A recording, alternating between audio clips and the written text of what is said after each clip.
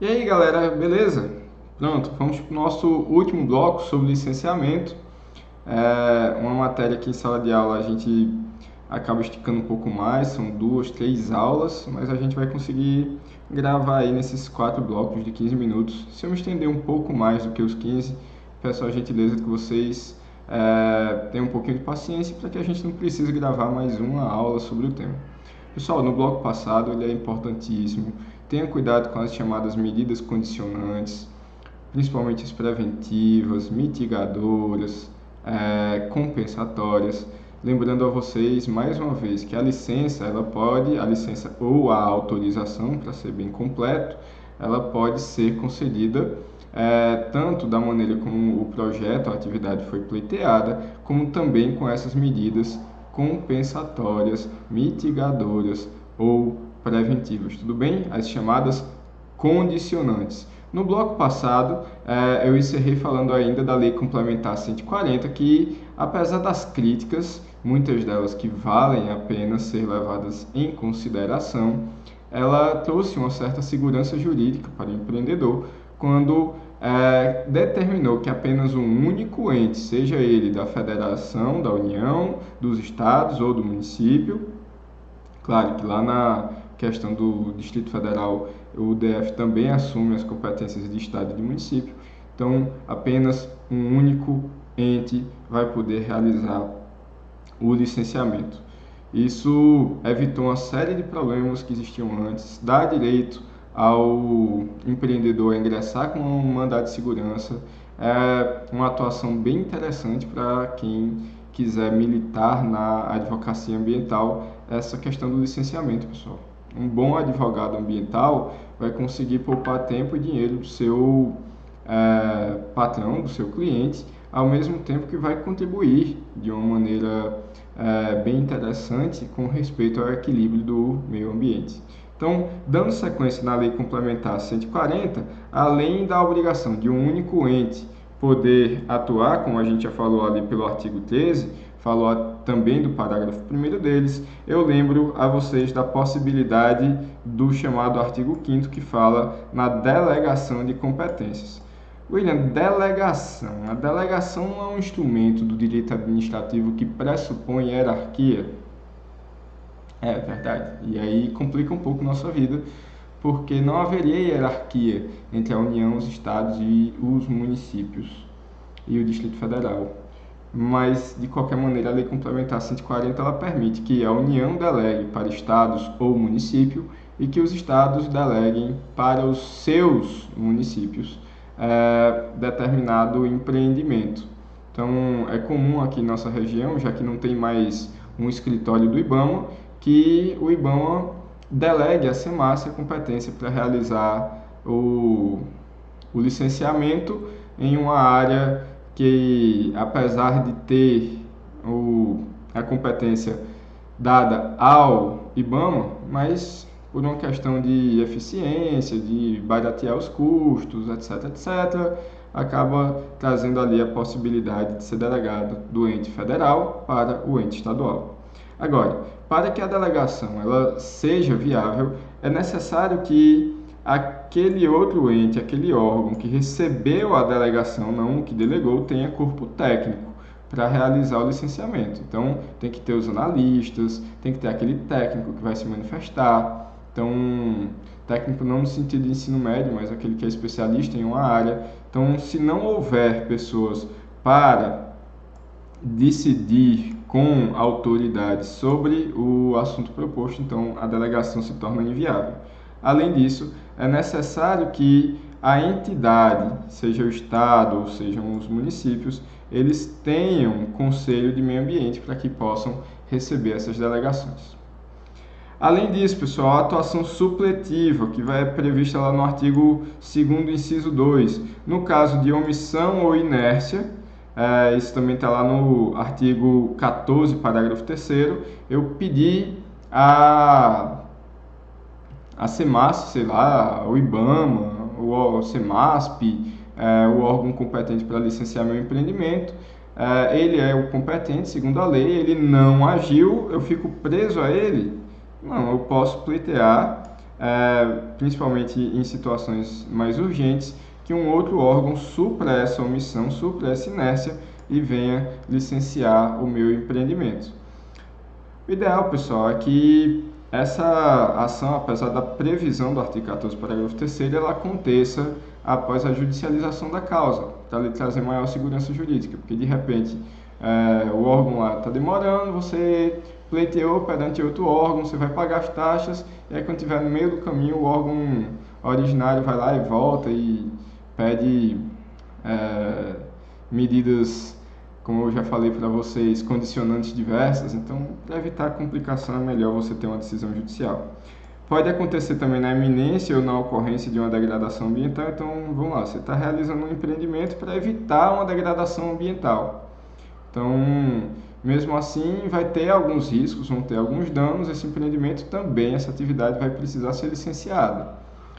Mas, se for urgente, eu posso recorrer a quem está mais perto de mim, ou pelo menos aquele que, mesmo estando um pouco mais longe, vai me dar uma eficiência, uma garantia maior da ação rápida. Uma ação que tem que ser rápida, mas também tem que ser segura, tem que ser eficaz.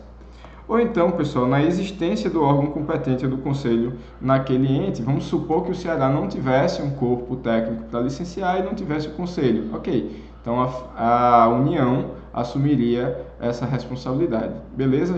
Seria meio que uma avocação, que também demandaria um estudo de poder hierárquico, mas nesse sentido, para evitar uma lesão maior ao cidadão, é viável que aconteça. Pessoal, quanto à fiscalização, ok. É interessante essa pergunta aqui, é interessante dizer para vocês que, apesar de um único ente poder licenciar, depois de licenciado, qualquer entidade com poder de polícia poderá fiscalizar aquele empreendimento. Então, vamos supor que você vai abrir um posto de gasolina, quem licenciou o seu posto foi a SEMASSE, o órgão estadual aqui no caso do Ceará. Alguém entende que você está realizando algum ato ilícito ao meio ambiente, faz uma denúncia, só que faz a denúncia ao órgão municipal de Juazeiro, sei lá, a SEMASP. Então, a SEMASP vai lá e faz a fiscalização e lhe aplica uma multa. É possível isso, essa atuação? É sim, pessoal. Porque quando eu limito o licenciamento a um único ente, eu estou protegendo o cidadão de uma arbitrariedade do poder público. Até aí tudo certo. Agora, depois de licenciado, o empreendedor já está funcionando e mesmo assim trouxer um dano ao meio ambiente, então o cidadão ele não tem que ter a obrigação de conhecer aquele procedimento, conhecer todas as leis, saber quem foi o órgão licenciador, até porque às vezes acontece do órgão licenciador ter sido o Estado e agora é o município, ou vice-versa, ou a União. Então, como são anteriores esses licenciamentos à Lei Complementar 140, as renovações continuam no ente originário e não no previsto na Lei Complementar. E aí, professor? E aí, como o cidadão não tem a obrigação de saber quem licenciou, ele pode fazer a denúncia a qualquer um. Outra coisa, pessoal, eu tenho que proteger o meio ambiente acima de tudo, e mesmo que não seja por provocação, o fiscal ambiental, nos limites de sua jurisdição, fiscaliza e percebe um ato ilícito ao meio ambiente, ele não precisa esperar, aguardar, fazer a denúncia ao órgão licenciador que demorou em descobrir. Então, qualquer ente pode fiscalizar um empreendimento já licenciado, sem problema nenhum. William, mas e se mais de um agir ao mesmo tempo? Ótimo, aí eu vou atrás do princípio da eficiência. Aquele órgão que licenciou, ele agiu conjuntamente, ele descobriu ao mesmo tempo, ok, eu vou dar preferência ao órgão licenciador, que é quem conhece as nuances, quem conhece cada uma das características daquele empreendimento. Agora, se ele se omitiu ou se ele demorou a saber da denúncia, então aquela atuação prévia de outro órgão vai ser mantida de outro órgão, de outro ente. Tranquilos? William, se os três aplicarem a multa? Aí sim, pessoal, é bis in idem, se for uma multa administrativa, porque eu tenho três penas da mesma natureza jurídica, seria um bis in idem. Se mantém ou a primeira ou a mais específica, se são concomitantes. Tudo bem? Mais específica quem, William? Quem licenciou. William, é possível haver uma atuação cooperada entre os entes? Ótimo, perfeito, seria algo muito bom. Infelizmente, a gente não vê muito isso na prática, mas não é ilícito você ser fiscalizado por mais de um ente. O que é ilícito é você sofrer penalidades pelo mesmo ato por mais de uma pessoa, por mais de uma entidade. Tudo bem? Pessoal, quanto aos prazos, eu peço que vocês deem uma olhada na resolução 237 do CONAMA. Eu já fiz menção a ela quando a gente do EIA, ela faz alguma referência, ela completa alguma coisa da resolução de 86, quando a gente falou de EIA, mas ela também vai falar do licenciamento, ela traz muita coisa importante, até agora eu não tinha falado muito dela, mas deem uma olhada na resolução 237 do CONAMA, principalmente na questão dos prazos. Então, pessoal, eu tenho que dizer para vocês o seguinte, existem prazos para o poder público se manifestar sobre o seu pedido de licença. É claro, pessoal, nossa doutrina vai chamar a atenção que seriam aqueles prazos impróprios, que não haveria nenhuma consequência mais drástica, não haveria exatamente uma improbidade do poder público, apesar de isso não ser unânime. Se eu ferir a eficiência, por exemplo, sem uma justificativa por que eu estou demorando, eu estou agindo ali contra os princípios da administração pública, né? Mas isso aí é aula do professor Ítalo. Pessoal, então eu tenho um prazo. Eu, poder público, fui chamado a me manifestar pela possibilidade ou não de um empreendimento, eu tenho prazos para me manifestar. E segundo essa resolução, o ideal é que as manifestações elas aconteçam entre 6 a 12 meses.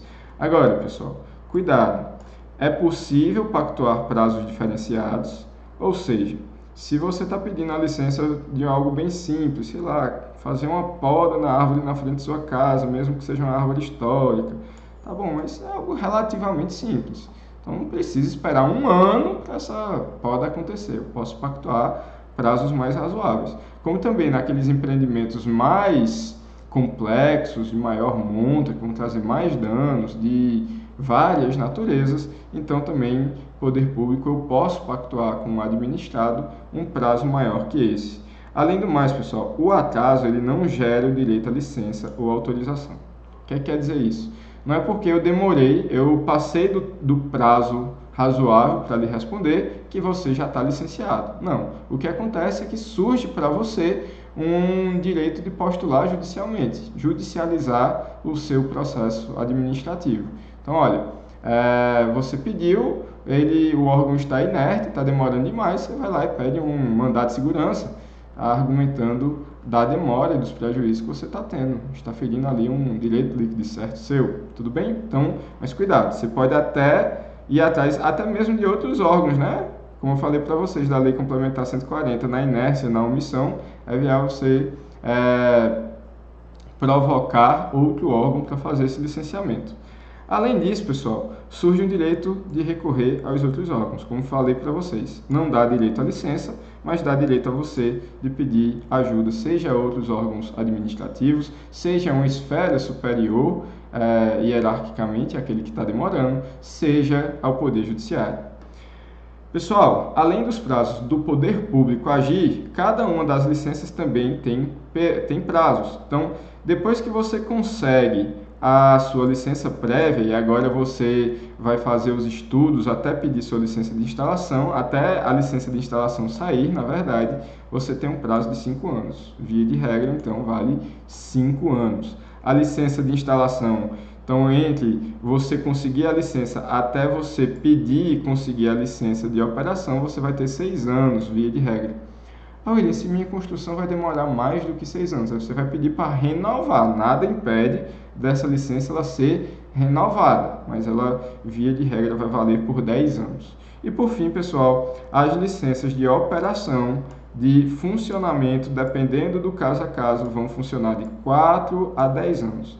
Pessoal, de acordo com leis específicas, instruções normativas, resoluções, até decretos e outros instrumentos abaixo dele, nós podemos ter prazos diferentes, prazos menores e prazos maiores. Isso tudo vai depender do risco da atividade, da natureza da atividade. Então, se é alguma coisa que de fato foi bem construída, eu tenho provas de que os danos já são conhecidos pela ciência, né, algo fora do normal, então eu vou manter isso por um tempo maior. Também, se for algo bem mais arriscado, eu posso manter por um prazo menor. Tudo bem? Pessoal, eu sei que a gente já está passando 15 minutos, mas para não gerar um outro bloco, vamos gastar aqui mais 2 minutinhos para vocês. Eu sei que aí está escrito para vocês só a questão da revisão da licença, mas nós temos 2 assuntos a serem abordados: a revisão e a renovação da licença. Sempre que tiver ali próximo ao final da licença, durante um prazo ali de anterior a 180 dias ao vencimento da licença, é necessário que, claro, se o empreendedor ainda tiver interesse no empreendimento, na atividade, ele peça essa renovação. Então, William, se perder esse prazo, pessoal, cada caso é um caso, a gente precisa abordar, mas via de regra, se você pedir a renovação da licença depois de 180 dias do prazo fatal do termo daquela licença, então você vai precisar passar por um novo processo de licenciamento. A renovação é algo bem mais simplificado. Mas é claro, cada caso é um caso, não vou generalizar, estou falando para vocês da regra, tudo bem? Outra coisa é a revisão da licença. Ok, eu consegui uma licença de 5 anos para funcionar meu empreendimento, a minha fábrica. Agora eu estou fabricando sapatos. Consegui, minha fábrica está funcionando lá, a planta da minha fábrica, o meu maquinário, está tudo certo.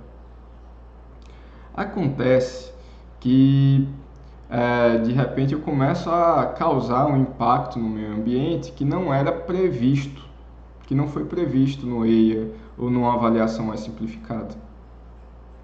E a população começa a reclamar desse impacto, sei lá, um mau cheiro por conta da cola que eu estou usando no sapato, ou algum resíduo que eu estou lançando no esgoto que não era previsto que isso ia acontecer, ou então de repente uma suspensão de particulados daquela borracha que foi cortada, de um couro cortado que está sujando as casas ao redor, está trazendo alguma doença respiratória para as pessoas da proximidade. Então nada impede que, diante da fiscalização, diante da descoberta de novos impactos ao ambiente, que essa licença ela seja revista, que sejam exigidos novos documentos, que sejam exigidas novas condicionantes preventivas, mitigadoras ou compensatórias, que seja instalado um novo filtro, alguma coisa do tipo. Então, a licença, em tese, ela vai vigorar por todo aquele tempo, mas ela pode ser suspensa, pode ser cancelada, ou para que você tenha um prazo ali de se ajustar, você ganha um tempo até cumprir as condicionantes, a se adaptar àquela nova realidade prevista, para que você não perca a sua licença. E aí, pessoal, a gente terminou o licenciamento. Nesse último slide eu trago apenas outros instrumentos que estão previstos no artigo 9º. Todos eles são importantes, pessoal, todos eles. Agora, muitos deles são bem simples, dá para vocês descobrirem a respeito deles de uma maneira apenas de uma leitura da própria legislação. Como, por exemplo, incentivos à produção e instalação de equipamentos, criação e absorção de tecnologias voltadas para a melhoria da qualidade ambiental. Ok, isso é um instrumento que não é simples, mas que não vai depender exatamente das leis ambientais, vai depender da educação, da ciência da tecnologia, das minas e energias. Criação de reservas e estações ecológicas. Pessoal, esse inciso 6 é falar do que nós chamamos de unidades de conservação, apesar dela não fazer menção a esse nome, mas a gente tem uma lei própria sobre unidades de conservação. Inciso 6, criação de espaços territoriais especialmente protegidos. Não são apenas as unidades de conservação, mas diante das espécies que ele nomeia aí também tem muito a ver com unidades de conservação, a gente vai ver no momento adequado. O inciso 7, Sistema Nacional de Informações sobre o Meio Ambiente.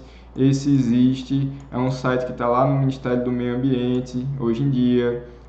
Mas é onde se guarda todas as informações sobre os licenciamentos, sobre os EIAs, os RIMAs, as outras avaliações que foram feitas, os institutos que ajudam, que colaboram, as pessoas que são mais multadas, tudo isso fica salvo em hoje devia ser uma mega data com acesso disponível para todo mundo, mas aos poucos tem melhorado o Sistema Nacional de Informações, ou pelo menos o acesso a ele, né? Inciso 8, que eu já falei para vocês, para que você seja um técnico ou cientista capaz de desenvolver atividades em um EIA, você tem que estar nesse cadastro técnico. Não é só esses profissionais, mas se você também é um empreendedor que atua em determinadas áreas específicas previstas em resoluções do CONAMA, você vai pedir o licenciamento de alguns empreendimentos, então você precisa também estar nesse cadastro. Penalidades disciplinares, compensatórias e não cumprimento de medidas. Então, tudo isso aqui a gente vai ver na responsabilidade civil, na responsabilidade penal, na administrativa. A gente perde, por exemplo, a licença, seria possível, a suspensão do poder de contratar. Isso está muito lá na Lei 9.605, a instituição de relatório de qualidade do meio ambiente a ser divulgado pelo IBAMA, garantia de prestação de informações relativas ao meio ambiente, o cadastro técnico federal de atividades potencialmente poluidoras, por fim, os instrumentos econômicos como concessão florestal, servidão ambiental, seguro. Então, são muitos instrumentos, alguns deles são mais simples, alguns deles vão ser tratados por outras leis, alguns deles nós ainda vamos ver na nossa disciplina, essencialmente o que está aí no inciso, nesses dois incisos 6, acho que houve algum erro de digitação, a questão das penalidades do inciso 9, isso ainda vamos aprofundar um pouco. Tudo bem? Pessoal, muito obrigado pela atenção de vocês, espero que todos estejam com saúde, que essa pandemia seja controlada o quanto antes, que a gente possa voltar às nossas atividades em sala de aula. Por enquanto, peço que vocês se dediquem, mantenham uma rotina de estudos, guardem um tempo para continuar estudando. Eu sei que não é fácil, mas até mesmo para segurar a nossa saúde mental, ter essa rotina, acho que é algo muito importante. Estou disponível para vocês, seja pelo WhatsApp, seja pelas informações do Unileão Digital, pelas ferramentas de lá. E claro que vocês, sempre que vocês precisarem, tiver quórum e interesse, a gente vê lá um Hangouts, um Zoom ou outra atividade onde a gente possa sanar as dúvidas de vocês em um momento um pouco menos formal. Tudo bem? Pessoal, muito obrigado, vida longa e próspera.